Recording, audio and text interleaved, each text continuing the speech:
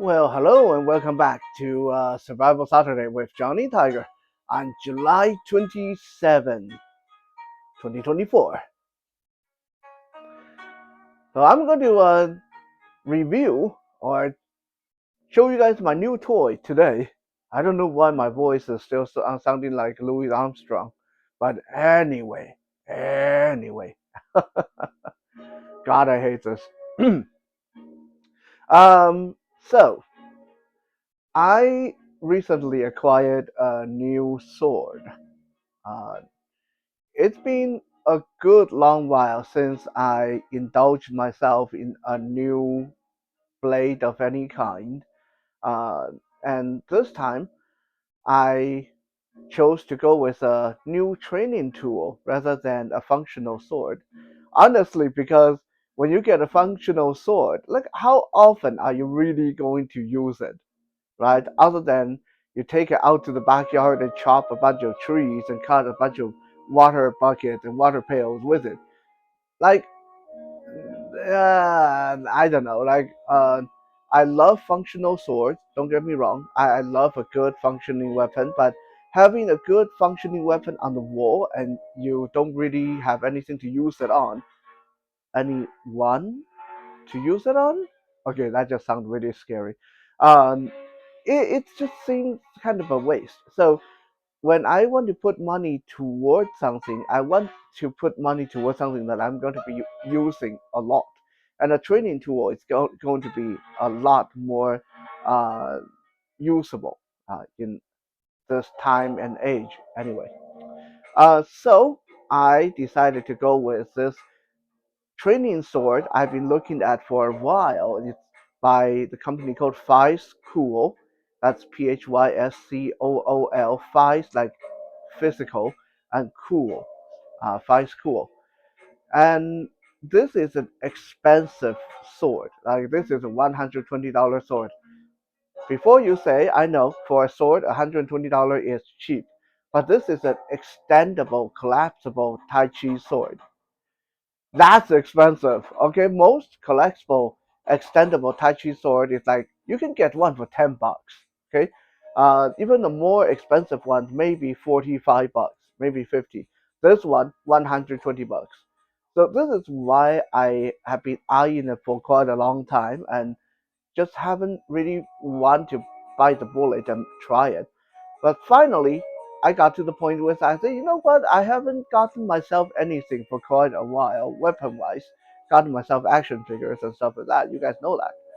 But it's time to expand my library and try this out. Okay, if it's great, great. If it's not good, maybe I can do a review and save people money. Okay, so is this really worth $120? Is it good? Is it so much better than other Tai Chi sword? Let's find out together. First and foremost, when you get this sword, you get this. Oh, sorry, I bumped the camera. This is not a very comfortable setup. So there's this nice, gorgeous tassel that come in a Ziploc bag inside the uh, the case. Okay, and this is to for you to put on the hilt end of the sword. Uh, like when you do Chinese kung fu and Tai Chi, they always want these tassels hanging on the tail of the sword. Partly it's for look, partly it's for counterbalance. Personally, I flipping hate them. Uh, I like the tassel, but I don't like having something swinging on the tail end of my sword when I'm doing sword drills. Mind you, most of my sword training came from Western academies and Western modalities. This is probably why. If I was trained more in Kung Fu style swordplay, maybe I come to appreciate the tassels. But for me, they are more of a pain in the butt than anything. Okay, but it's nice. It's nice that it comes with this and it's detached. So, if you want, you can put it on. So and next we have this nice zipper up full leather bag that feel almost like snakeskin. Yeah, this is a nice sword bag. Uh, it has a like a wrist strap. You can hang on your wrist if you want, and it feels very nice. Feel very nice. Taking this out of the bag, we got our bladeless hilt. The first thing that struck me was how heavy this is. Okay, this is like a 1 pound dumbbell. This is actually weighs 1.5 pounds. Okay, just to give you an idea, I'm going to drop this on the table from like this distance, like 2 inch off the table. I'm going to let go. Yeah, it's heavy. Okay, you throw this at somebody, and you're going to hurt them really bad. In fact, this whole piece is stainless steel, which means I can see this actually make a good self-defense bludgeoning tool if you have to. Okay, the construction of this sword is basically a very heavy-duty stainless steel um, in sections. So basically, it's an expandable baton in the shape of a sword. I don't know if it's as tough as a expandable baton, but the interesting thing is, with your sword, you get a little uh, instruction manual that show you how to close the sword. And in the instruction manual, it basically says you don't need to be delicate with this. We machine this so it can take a lot of abuse. So don't be scared if you would destroy the sword. If something happens, contact us and we'll help you out. So I never, I never seen that come with any sword, real sword or fake sword, any sword at all. Like I never seen any seller that said, "Go ahead and be rough with our sword. Don't worry about destroying it because you can't. And if you do, we'll help you out." In my younger day, that would basically be an invitation for me to take this out to the yard and wail it against a tree or something to see how tough this really is. But it's it's like $100 sword. I and it's not made to be a baseball bat. So I'm going to be mature about this and just be nice to it, and I'm not going to try to do a like break test or anything like that. It's too much money. I mean, what if I break it and then they come back and tell me, "Oh well, it was your own fault. You're not supposed to hit trees with it." Then what am I going to do, right? But it's just interesting that they actually have that little bit of saying, "Don't worry about destroying it," in your manual that come with the sword. But the handle has nice texture. It feels almost wrapped, but it's not. But it has that raised skin, shark skin feel, textured grip. And the grip is kind of long enough for a nice, tight, two-handed, 1.5 hand hold. Uh, Not that you really ever do that in a Chinese swordsmanship, but for those of us that train in the Western style, it's nice to have a long enough hilt for those two-handed poses. There's a little cap, and I think the cap is steel as well, so your blade won't come out accidentally when you're transporting it. And at first, I was actually a bit annoyed with this cap because it's hard to get off. Like if you have carpal tunnel syndrome, or if you have like if your grip strength is not very strong, you might struggle with this. Like you really have to uh, like grab a good hold of it and pull like crazy. Okay, it's snapping there really tight. Okay, which is good, which means like it's not going to just fall off and go missing accidentally, right? nice and solid sword. Okay, now I'm going to adjust the camera, and then we are going to actually take a look at deploying the sword, and I'm going to talk more about it.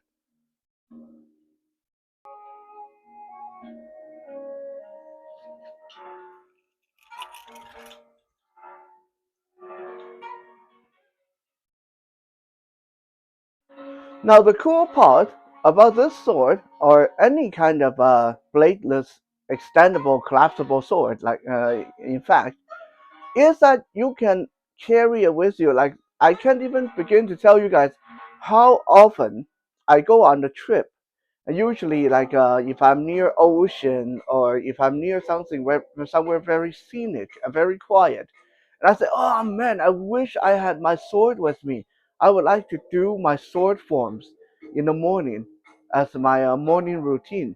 It's so nice and peaceful and quiet, and I love doing my sword stuff on the beach, listening to the ocean, and there's no one around.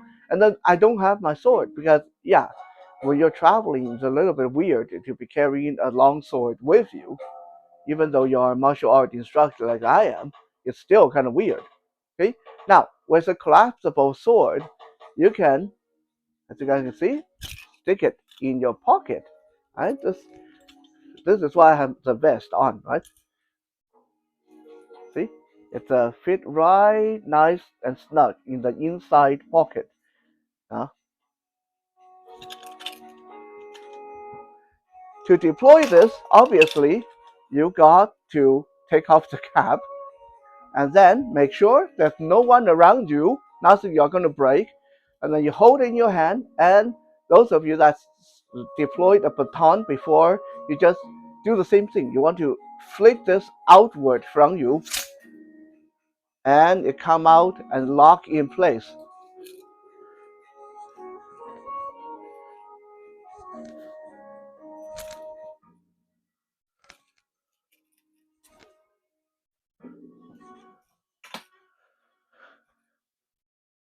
When you buy this, you can pick several lengths depending on your height. I went with the longest one, which is 39 inches.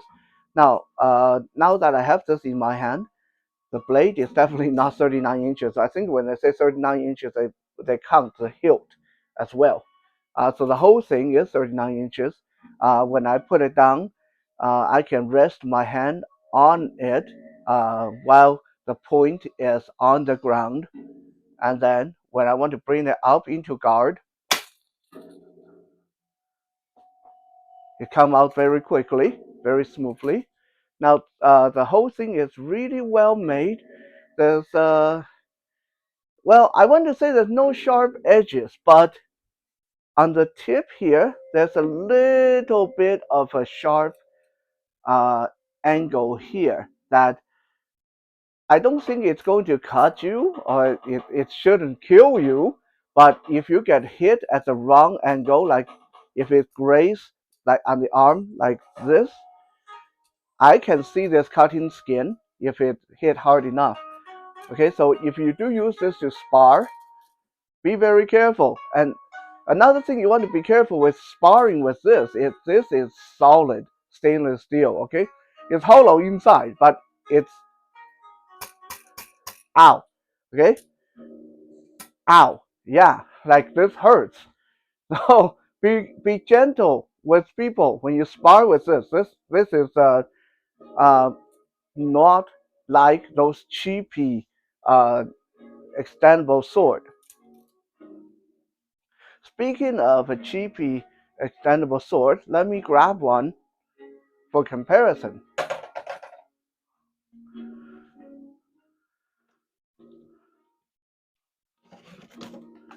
Okay, this is a broken one that this used to be an extendable sword, just like this.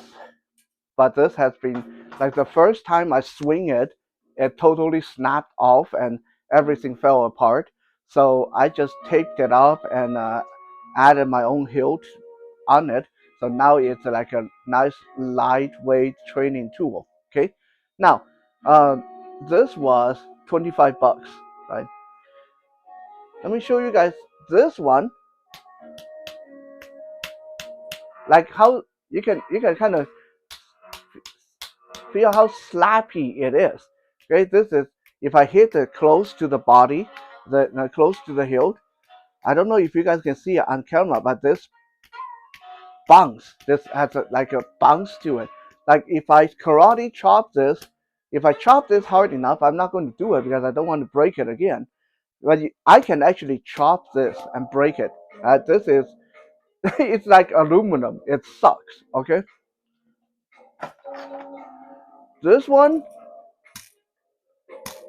it still has a little bit of a bounce, but I'm not so sure if I can chop through it. Like it feels hard. And when you smack your palm with it, ow, yeah, like this has a very rigid solidity to it. Now, a lot of people that never worked with something like this before, and I've seen this in review, is I can't close this, it gets stuck. Okay? You can't close this by hand. This like it like again, this is like those extendable batons. You have to turn it upside down, find a nice hard surface like this tabletop, and close it like this. Okay, you got to slam it down on the hard surface. Okay,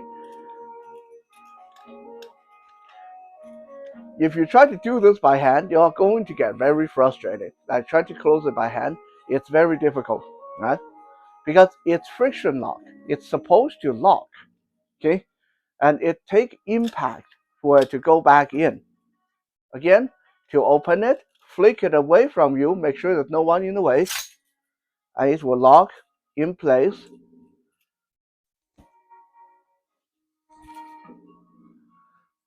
I have also heard some people say during practice, sometimes it suddenly go back in. That will happen sometimes, but if you open it with a nice strong flick of the wrist, that shouldn't happen. It should lock very good, but if you find that it keep going back in where you don't want it to, give it an extra tug with your hand. Like right now, I'm tugging and there's nothing. There's no give whatsoever. Okay. Um, I'm just going to show you. If I try to push this back with my hand, nah, no. Okay, you can't close this with your hand. Okay. Again, find a nice solid surface and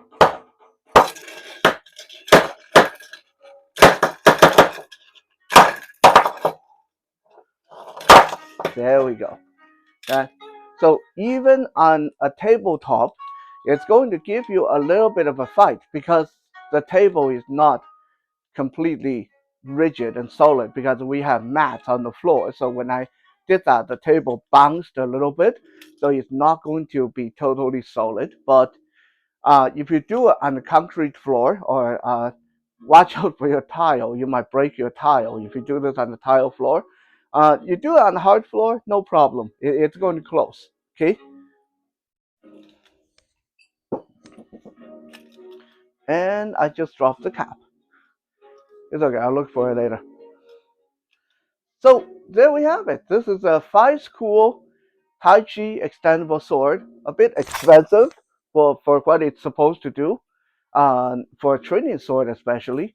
But this feels extremely balanced in hand. I would say the balance point is about 6 inch forward of the guard, which is really quite good for a sword like this, right? Um, hilt feel nice in the grip. Even if you do add the other hand on it and do a two-handed swing.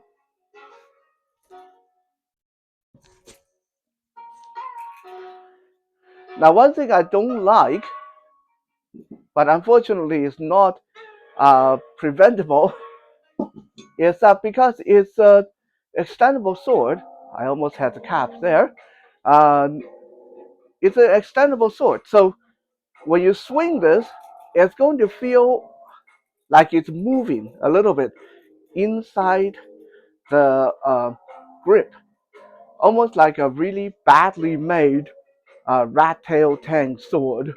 Okay, uh, like I said, unfortunately you can't prevent that. It's just going to it's jointed. It's supposed to do that, right? Now let's see if we can close this. There we go.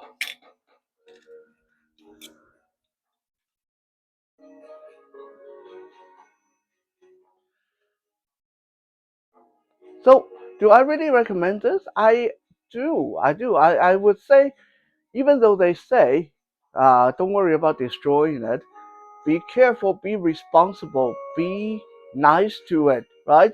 It's a bunch of hollow steel tubes joined together. Okay, remember that it's not indestructible. Even those expandable batons, I've broken a lot of those before.